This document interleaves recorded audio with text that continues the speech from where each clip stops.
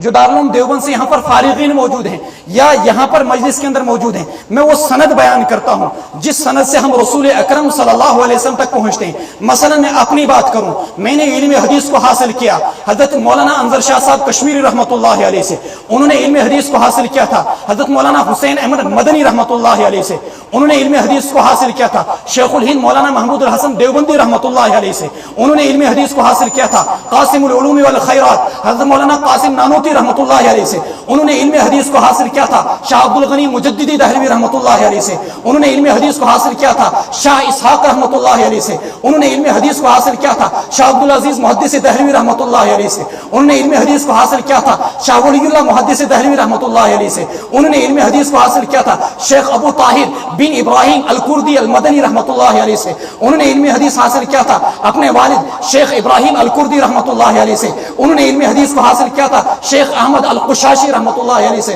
انہوں نے علم حدیث کو حاصل کیا تھا شیخ احمد بن عبد القدوس الشنابی رحمۃ اللہ علیہ سے، انہوں نے علم حدیث کو حاصل کیا تھا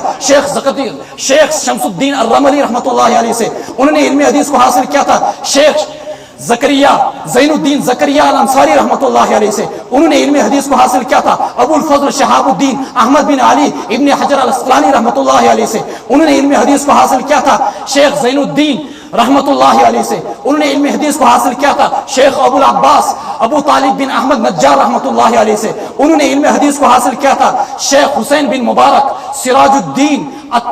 الزبیدی رحمۃ اللہ علیہ سے، انہوں نے علم حدیث کو حاصل کیا تھا شیخ ابو الوقت عبد الاول بن عیسیٰ بن شعیب التنوخی رحمۃ اللہ علیہ سے، السجزی الحربی رحمۃ اللہ علیہ سے، انہوں نے علم حدیث کو حاصل کیا تھا شیخ ابو الحسن عبد الرحمن رحمۃ اللہ بن مظفر الداودی رحمۃ اللہ علیہ سے، انہوں نے علم حدیث کو حاصل کیا تھا شیخ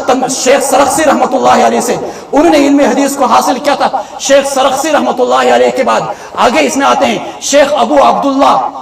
شیخ ابو محمد عبداللہ السرخسی رحمۃ اللہ علیہ، وہ علم حدیث انہوں نے جو آگے علم حدیث حاصل کیا تھا شیخ ابو عبداللہ بن محمد بن یوسف بن مطر بن صالح بن بشر الفربری رحمۃ اللہ علیہ سے، انہوں نے علم حدیث کو حاصل کیا تھا امیر المؤمنین فی الحدیث محمد بن اسماعیل البخاری رحمۃ اللہ علیہ سے، اور امام بخاری رحمۃ اللہ علیہ علم حدیث حاصل کرتے ہیں امام حمیدی سے جن کا پورا نام عبداللہ بن یزید ہے، وہ علم حدیث حاصل کرتے ہیں سفیان بن عیینہ رحمۃ اللہ علیہ سے، وہ علم حدیث کو حاصل کرتے ہیں آگے یحییٰ بن سعید الانصاری رحمۃ اللہ علیہ سے، وہ علم حدیث کو حاصل کرتے ہیں شیخ محمد بن ابراہیم التیمی رحمۃ اللہ علیہ سے، وہ علم حدیث کو حاصل کرتے ہیں شیخ علقمہ بن وقاص اللیثی رحمۃ اللہ علیہ سے، انہوں نے علم حدیث کو حاصل کیا تھا حضرت عمر ابن خطاب رضی اللہ تعالیٰ عنہ سے، اور عمر ابن خطاب رضی اللہ تعالیٰ عنہ فرماتے سمعت رسول اللہ صلی اللہ علیہ وسلم یقول علی المنبر انما الاعمال بالنیات۔